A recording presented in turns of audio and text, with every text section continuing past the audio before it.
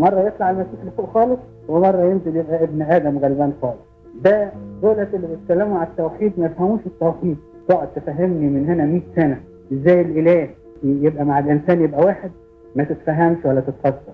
لكن أقول لك شفت والكلمة صار جسد، شفت المعمل الإله، شفت البسط بتاع العذراء، هنا التوحيد. عشان كده الكنيسة بتاعتنا بتآمن بالتوحيد، ما بتآمنش بالثنائية. حتى الناس اللي بيتكلموا على التوحيد هم ما بيفهموش التوحيد، لأن الثنائية ظهرت في أريوس لما قال إن الناسوس الآب غير الابن، وفي نسطور اللي ظهر في شمال العراق وفي شمال الجزيرة العربية ونزل لتحت الحتت دي. ونسطور أصله بيآمن بالطبيعتين، عشان كده تلاقيه يتكلم عن المسيح إله كبير خالص، ويتكلم عليه إنسان صغير خالص، طبيعتين ماشيين مع بعض. ولما تبحث الحتة دي في الأديان المختلفة تلاقيها واضحة زي الشمس. التوحيد تم في بطن العالم. العذراء اللي عملت لنا التوحيد، الوحدانية في الله. يعني الكنيسة بتاعتها كنيسة التوحيد فعلا، لأننا لا نؤمن بطبيعتين، لكن نؤمن بطبيعة واحدة من طبيعتين. وده مش مسألة عقيدة بس للاستهلاك الذهني، لا، هي أكتر من كده بكثير.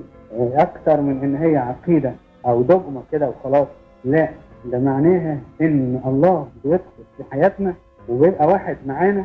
وبعدين بيقول مع بولس الرسول: لا أحيا أنا بل المسيح يحيا فيا.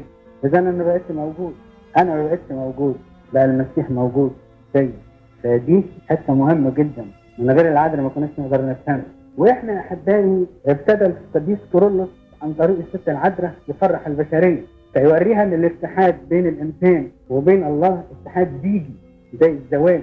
هذا السر عظيم، سر الزواج. اقوله من نحو المسيح والكنيسة.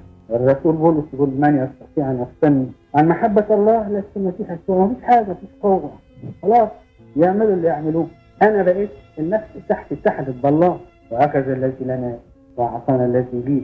دي بقى تخليني انا الإنسان الغلبان المسكين، أو أستطيع كل شيء في المسيح الذي يقويني. حينما أنا ضعيف حينئذ أنا قوي.